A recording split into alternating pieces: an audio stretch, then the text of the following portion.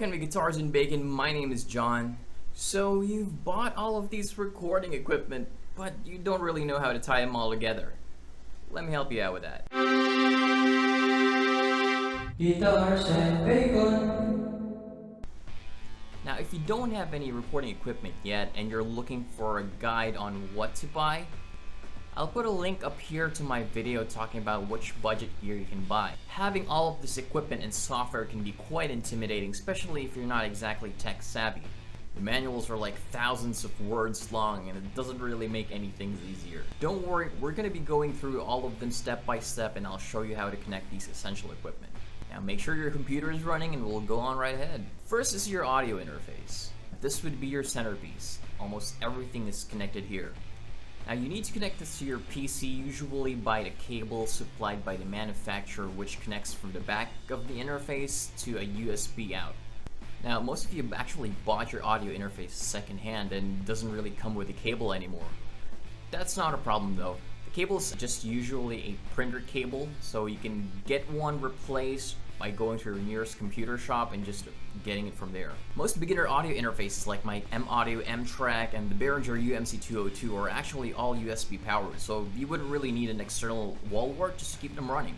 Now the next thing you need to do is install the drivers. Most audio interfaces come with a CD installer with it, but if yours doesn't, you can just download them off the manufacturer's website and it should be there anyway. You can actually now connect your headphones to your audio interface.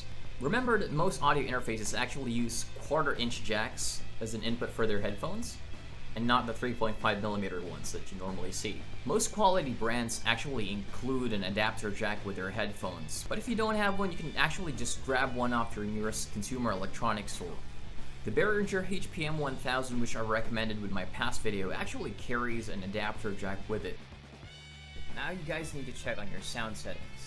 You should be able to choose your output device, which is your audio interface. So what we're going to start with is actually searching for sound settings. You should be able to choose your audio interface here. Now you can see here mine is actually my M-Audio M-Track. Now you need to test this out. You just need to move your volume fader up and down. Just make sure that the test sounds are actually sounding up. Also, make sure that the volume knob for your headphones is also up. Now that's done, you need to open your DAW or your DAW to start a new session. Now I'm using Reaper, but this generally applies to most DAWs anyway. So now you guys need to go to the preferences or settings, depending on which DAW you guys are using, and make sure that your device is actually set to ASIO. Now under ASIO, you'd be able to choose which audio interface you actually have running. So now mine again is the M-Audio M-Track. So you can actually see here the M-Track Quad ASIO driver. Now you can just leave the rest of the settings here. I tend to not mess with them anyway, so that should be fine. Now you're going to need to plug your microphone into your audio interface using your XLR cables through one of the available channels. If you're using a condenser microphone, then you're going to need to turn on the phantom power for this to work properly. If you're using a karaoke mic or a dynamic mic, then just keep your phantom power off. Set your gain to a conservative level so you don't blow out your ears. Create a new audio track and arm it.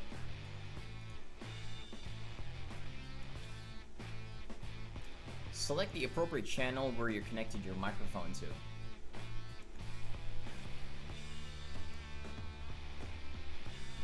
Make sure it's set to mono.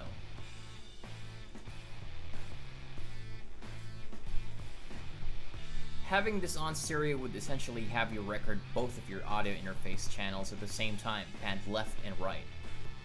Test your mic by speaking to it, or if you have your cabinet mic'd up, then chug a few chords. Also, test your instrument input by connecting your 1/4-inch jacks into it, which should be plugged into your guitar.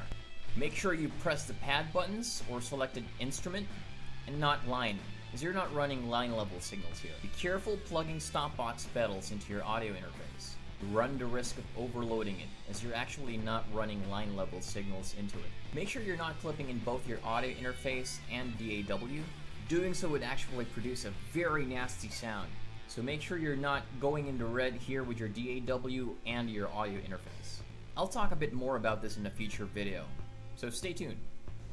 Now you're basically almost done setting everything up. Now if you bought yourself a pair of studio monitors, you'll need to connect them to your audio interface through the use of TRS cables. These are a bit different from your standard instrument cables that you plug into your guitar, as you can see here. Congratulations, you pretty much connected all of your necessary equipment into your audio interface and to your PC. I won't go into much detail about connecting external preamps, as that tends to be a bit more advanced, and this is pretty much the essential basic home studio setup anyway. So now you have everything all set up, start recording. Let the world hear how awesome you are, dude. Now if you like my content, click that like button, leave a comment below, click subscribe, and hit that bell notification icon to be one of the first people to see the new content when it's up. One more reminder, if you want to talk about my videos, music, or want to see me write music live on Twitch, check me out. I stream every Mondays, Wednesdays, and Fridays, 5 a.m. EST, which is also 5 p.m. Philippine time. Stay awesome, dudes.